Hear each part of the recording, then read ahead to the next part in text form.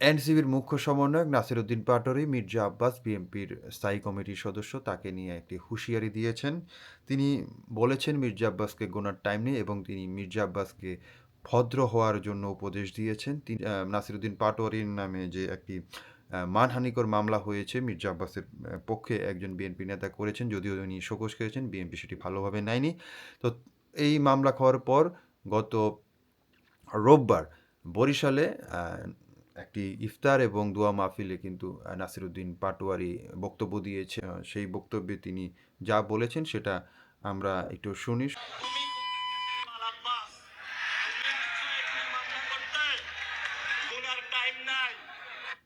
আমরা আবার শুনি।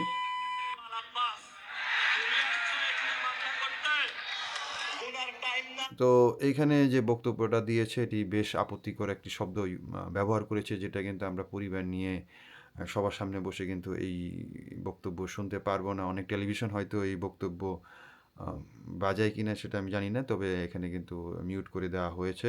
বরিশাল নগরীর হালিমা খাতুন মাঠে জাতীয় নাগরিক পার্টির বরিশাল বিভাগীয় ইফতার ও দোয়া মাহফিলে তিনি বক্তব্য দিয়েছেন। এই সময় তিনি বলেন, মির্জা আব্বাসকে উদ্দেশ্য করে, আপনাকে গুনার টাইম নাই, ভদ্র হতে শিখুন, আমরা সভ্য সমাজে বসবাস করি, অসভ্য আচরণ করবেন না, অসভ্য আচরণ যদি করেন কিভাবে আপনাকে সভ্য করতে হয় তা আমাদের জানা আছে। মির্জা আব্বাসকে উদ্দেশ্য করে তিনি বলেছেন যে সভ্য হতে শিখুন, মানে একটি অশ্লীল কথা বলে অশ্লীল শব্দ চয়ন করে নাসিরউদ্দিন পাটোয়ারি ঢাকা ৮ আসনের সংসদ সদস্য, বিএনপি স্থায়ী কমিটির সদস্য, সিনিয়র নেতা মির্জা আব্বাস, সাবেক মন্ত্রী, তাকে বলেছেন ভদ্র হতে শিখুন। মানে দেশের রাজনীতির কি একটা অবস্থা! আপনার বয়স হাঁটু সমান সেই সিনিয়র নেতাকে উদ্দেশ্য করে বলেছেন অশ্লীল গালি দিয়ে ভদ্র হতে শিখুন। মানে এটা কি আপনার রাজনীতি না অন্য কিছু নোংরামি? নাসিরউদ্দিন পাটোয়ারি কি রাজনীতিবিদ হিসেবে রাজনীতির মঞ্চে বা দোয়া মাহফিলের মঞ্চে, ইফতারের মঞ্চে ভাষণ দিচ্ছেন, নাকি চায়ের দোকানে ভাষণ দিচ্ছেন?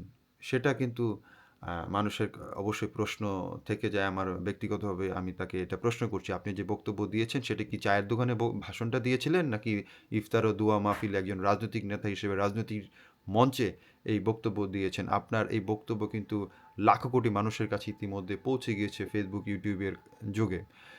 তো আপনি যদি সংসদে যেতেন তাহলে তো আরও ভয়াবহ অবস্থা হতো। আপনি, আপনাকে যারা ভোট দেয়নি তারা হয়তো এইসব অনেক কিছু চিন্তা করেছেন যে আপনি সংসদে গেলে আপনি যেসব শব্দ চয়ন করবেন তাতে তাদের যে স্কুলের বাচ্চা শিশুরা আছে তারা কিন্তু ভালো কিছু শিখবে না।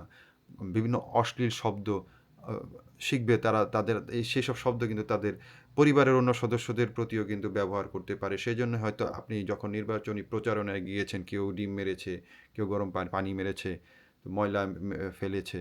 তো এটা একটা মূলত কারণ হতে পারে যে কারণে আপনি হয়তো নির্বাচিত হতে পারেননি। যদিও আপনার অভিযোগ রয়েছে আপনাকে ফেল করানো হয়েছে। তবে আপনি কোন যোগ্যতায় আসলে পাস করতেন সেটা কিন্তু আমার বোধগম্য নয়। মির্জা আব্বাস একজন সিনিয়র নেতা। উনাকে আসলে উনি যদি চাঁদাবাজি করে, উনি যদি সন্ত্রাসী করে, উনি যদি দুর্নীতি করে, আসলে উনি কোথায় চাঁদাবাজি করেছেন, কোথায় সন্ত্রাসকে লালন করেছেন, কোথায় অন্য কিছু করেছেন সেটা কিন্তু সুস্পষ্টভাবে সুনির্দিষ্টভাবে ভাবে আপনার উপস্থাপন করে বস্তুনিষ্ঠ সমালোচনা করা উচিত। আপনি সমালোচনা করেন, ১০০ বার করেন, ভদ্র হওয়ার উপদেশ দেন, কোনো সমস্যা নাই। কিন্তু উনি কোন অভদ্র কাজটা করেছেন, হ্যাঁ? উনার পক্ষে যদি কেউ গিয়ে কোর্টে মামলা করে, থানায় গিয়ে মামলা করে, এটা তো তার আইনগত অধিকার। এটা মামলা করতেই পারে। আপনি গিয়ে আরো ১০ টা মামলা করুন, কোনো সমস্যা নেই। মামলা যদি হচ্ছে গিয়ে আপনার যৌক্তিক হয়, অভিযোগ থাকে মানহানি মামলার, আপনি করেন না। মির্জা আব্বাস যদি চাঁদাবাজি করে আপনি মামলা করেন। মির্জা আব্বাস যদি দুর্নীতি করে আপনি মামলা করেন। তো করতেই পারেন। এটা আপনার আইনগত অধিকার। তো সে তার আইনগত অধিকার পালন করেছেন। আপনি হুঙ্কার দিচ্ছেন, ভদ্র হতে শিখুন, গালি দিচ্ছেন। এগুলা কি? এগুলো আপনি হয়তো ইউটিউব, ফেসবুকে ভিউ পেয়ে ভাইরাল হবেন। হ্যাঁ? এর আগেও আপনি হেফাজতের যে মহাসচিব তার সম্পর্কে কিন্তু অশালীন মন্তব্য করেছেন। এখন একজন ইসলামিক নেতার কাছে সম্পর্কে আপনি মন্তব্য করেছেন, আপনার ভোট কমে যাবে সেজন্য আপনি হয়তো ক্ষমা চেয়েছিলেন, তাই নাকি?